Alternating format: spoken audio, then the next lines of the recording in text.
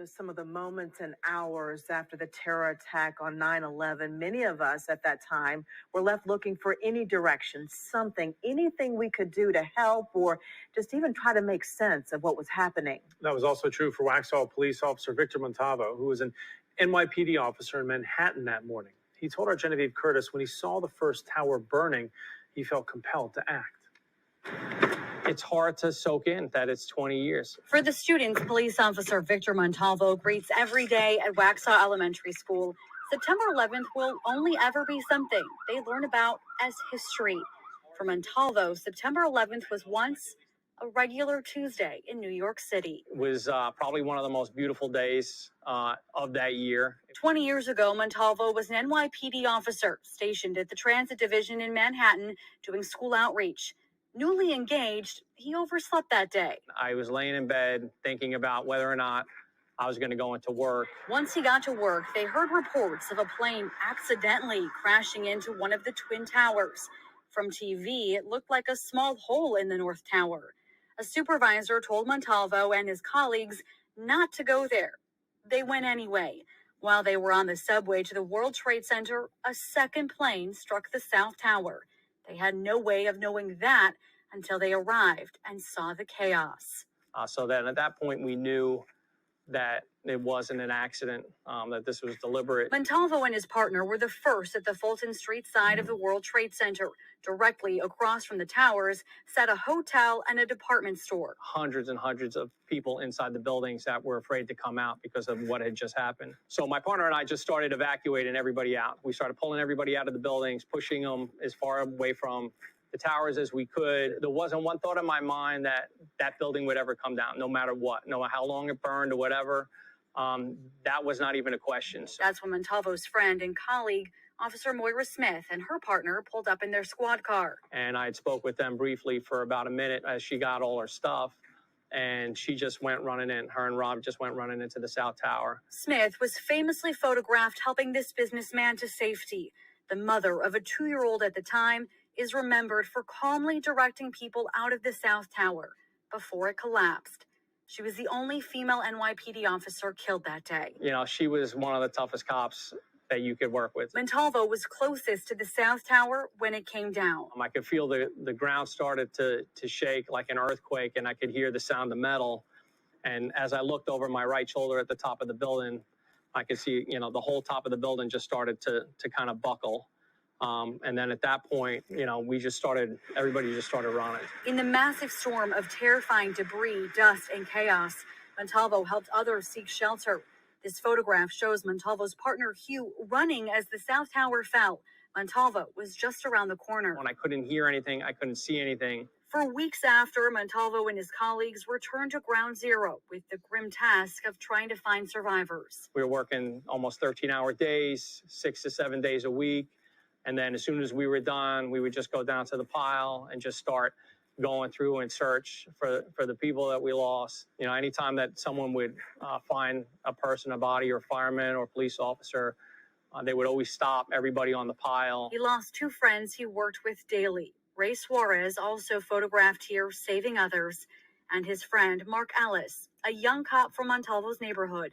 Like many, Montalvo has struggled with survivor's guilt. You know, it's not easy to talk about, and there's a lot of emotions that go with it. There was a million things that could have happened that wouldn't have put me where I was or locked me in that position. He and his partner saved many lives that day, from the hotel and department store, and by keeping hundreds more away from the towers, which no one ever thought would crumble. You know, we were there for a reason, and, you know, hopefully, you know, that reason saved the lives of, you know, maybe thousands of people. So that's, you know, that's something to be proud of for sure. You know, I'm given a second opportunity. For whatever reason, I don't know, but I'm here, and I want to try to make every day better for everybody that I come in contact with. And the people he comes in contact with every day include the hundreds of students at Waxhaw Elementary. After 21 years with NYPD, Montalvo retired. He and his family settled in Waxhaw, where several other former NYPD officers also work. Best job in the world. September 11th is still hard to talk about for many of them. But Montalvo shares his story with students and with this community to honor the legacies of the fallen heroes who ran in when everyone was running out. And if there is a lesson to be learned on this 20th anniversary, Montalvo says more than anything, he remembers how the entire country came together. 2 decades later, when it seems we are so divided, he hopes we can all remember what it felt like to be united. That stands out to me the most, of how we can all get together and get along and work together for a common cause. When you have the opportunity to do something good, do something good. Montalvo has started a 9/11 remembrance ceremony in Waxhaw. He says that he is not yet ready to go to the memorial in New York yet, but he does plan to do so one day. In addition to the 411 rescue workers who died in New York City on 9/11, more than 400 additional first responders have died from September 11th related illnesses. Hundreds more have been diagnosed with various cancers from working the pile. Montalvo is screened every year and is thankful to be healthy. And we are certainly thankful for his contribution to the city.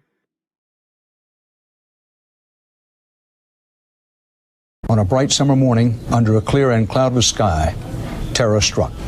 To grasp the enormity of it is almost too much for the heart to bear. September 11th, 2001. It is a date that will be etched in history, engraved in stone, and in our memories. The day of the attack on America. I was in my 10th grade social studies class. I was leaving my first jury duty assignment. I was teaching band here at Parkwood Middle School. I was home with my newborn child, who is now 20. I was in 8th grade math class. I was in my high school library. I was in the coach's office at Northwest Cabarrus Middle School. I was in my 1st grade classroom. I was in my 11th grade history class, just a few miles outside of New York City. And my teacher turned on the news and we watched the second plane hit the towers. I was at work. I was in my 2nd grade classroom. I was a travel agent trying to help my clients get back home to their families. I was actually at home in my living room watching my son, who's now 20, crawl around on the floor. I was in 10th grade earth science class. I was driving home from picking up my son at daycare, and I stayed at home and watched what was happening on the news and was just saddened for the rest of the day. I was in my 4th grade classroom.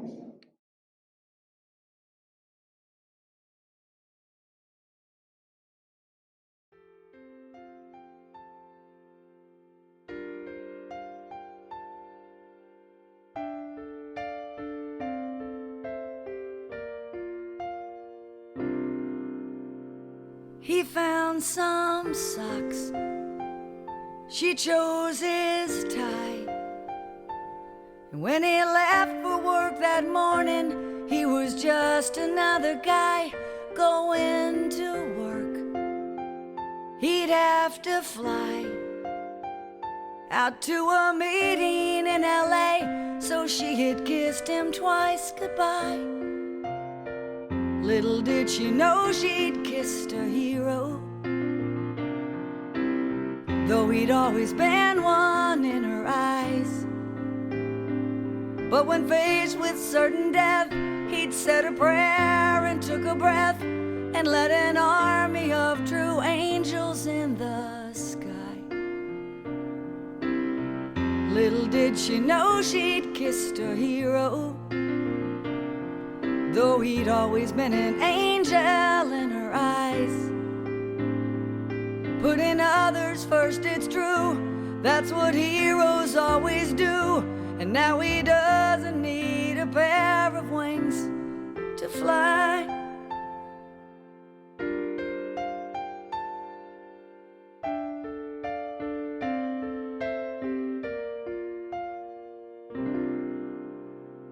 The phone had rung. His voice was calm. Before he could tell her anything, she knew something was wrong. I love you so. The last words he'd said. She said, I love you too. And then the phone went dead. Little did she know she'd kissed a hero, though he'd always been one in her eyes. But when faced with certain death, he'd said a prayer and took a breath and led an army of true angels in the sky. Little did she know she'd kissed a hero, though he'd always been an angel in her eyes. Putting others first, it's true, that's what heroes always do. And now he doesn't need a pair of wings to fly. Now he doesn't need a pair of wings to fly.